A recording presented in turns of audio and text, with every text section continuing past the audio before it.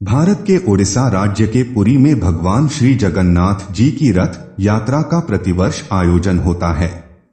प्रभु जगन्नाथ की रथ यात्रा कब, क्यों, कहां और कैसे निकाली जाती है, यह देखने के लिए देश विदेश से हजारों भक्त आते हैं। हर कोई इस रथ यात्रा में भाग लेता है। आओ जानते हैं इस यात्रा की खास बातें। 1. जगन्नाथ की रथ यात्रा कब निकाली जाती है? हर साल आषाढ़ माह के शुक्ल पक्ष की द्वितीया तिथि में भगवान जगन्नाथ की रथ यात्रा निकाली जाती है। 2. क्यों निकाली जाती है जगन्नाथ यात्रा? इस रथ यात्रा का उद्देश्य यह है कि वे लोग जो समूचे वर्ष भर मंदिर में प्रवेश नहीं पा सकते हैं, उन्हें भगवान के दर्शन का सौभाग्य प्राप्त हो।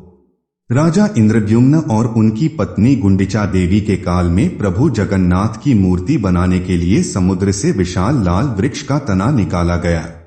विशालकाय तने को निकालकर उसे रथ के द्वारा उस स्थान पर लाया गया जहां पर श्री नीलमाधव की मूर्ति बनाई गई थी। मूर्तिकार की शर्त थी कि जब तक मूर्ति पूर्ण नहीं होती तब तक इसे कोई देखेगा नहीं, अन्यथा मैं मूर्ति बनाना छोड़कर चला जाऊंगा। बनती हुए मूर्ति को रानी गुंडिचा द्वारा देखने के कारण मूर्ति अधूरी रह गई थी, जिसके चलते रानी गुंडिचा नगर के बाहर गुफा में तपस्या करने चली गई। तब से प्रभावित होकर प्रतिवर्ष भगवान जगन्नाथ रानी गुंडिचा के मंदिर में रथ पर सवार होकर जाते हैं और वहां पर 10 दिनों तक विश्राम करके लौट आते हैं। 3. कैसे होता है रथों का निर्माण? यात्रा के लिए 3 रथों के निर्माण के लिए काष्ठ का चयन बसंत पंचमी पर होता है और निर्माण कार्य वैशाख माह में अक्षया तृतीया पर प्रारंभ होता है, यानी 2 माह पूर्व। रथों का निर्माण नीम की पवित्र अखंडित लकड़ी से होता है, जिसे दारू कहते हैं। रथों के निर्माण में किसी भी प्रकार के कील, कांटों और धातु का उपयोग नहीं करते हैं। रथ यात्रा में 3 रथ होती हैं। बलराम जी के रथ को तालध्वज कहते हैं, जिसका रंग लाल और हरा होता है। देवी सुभद्रा के रथ को दर्पदलन या पद्म रथ कहा जाता है, जो काले या नीले और लाल रंग का होता है, जबकि भगवान जगन्नाथ के रथ को नंदी घोष या गरुड़ध्वज कहते हैं। इसका रंग लाल और पीला होता है। रथ यात्रा में सबसे आगे बलराम जी का रथ, उसके बाद बीच में देवी सुभद्रा का रथ और सबसे पीछे भगवान जगन्नाथ श्री कृष्ण का रथ होता है। इसे उनके रंग और ऊंचाई से पहचाना जाता है। नंदी घोष रथ 45.6 फीट ऊंचा, तालध्वज रथ 45 फीट ऊंचा और दर्पदलन रथ 44.6 फीट ऊंचा होता है। 4. रथयात्रा के पूर्व प्रभु को क्यों आ जाता है बुखार? रथयात्रा के 15 दिन पूर्व भगवान जगन्नाथ को 108 कलशों से शाही स्नान कराया जाता है, जिसके चलते वे बीमार पड़ जाते हैं और तब उन्हें 15 दिनों के लिए एक अलग कक्ष में सुलाया जाता है, जिसे ओसर घर कहते हैं। इस 15 दिनों की अवधि में महाप्रभु को मंदिर के प्रमुख सेवकों और वैद्यों के अलावा कोई और नहीं देख सकता। इस दौरान मंदिर में महाप्रभु के प्रतिनिधि अलारनाथ जी की प्रतिमा स्थापित की जाती है तथा उनकी पूजा अर्चना की जाती है। प्रभु के बीमार पड़ने पीछे की अलग कहानी है, जो भक्त माधवदास से जुड़ी है। 5. यौवन नेत्र उत्सव क्या है? 15 दिन बाद भगवान स्वस्थ होकर कक्ष से बाहर निकलते हैं और भक्तों को दर्शन देते हैं, जिसे नव यौवन नेत्र उत्सव भी कहते हैं। इसके बाद द्वितीया के दिन महाप्रभु श्री कृष्ण और अपने बड़े भाई बलराम जी तथा बहन सुभद्रा जी के साथ बाहर राजमार्ग पर आते हैं और रथ पर विराजमान होकर नगर भ्रमण पर निकलते हैं। 6. क्या होती है छर पहनरा रस्म? जब तीनों रथ तैयार हो जाते हैं, तब छर पहनरा नामक अनुष्ठान संपन्न किया जाता है।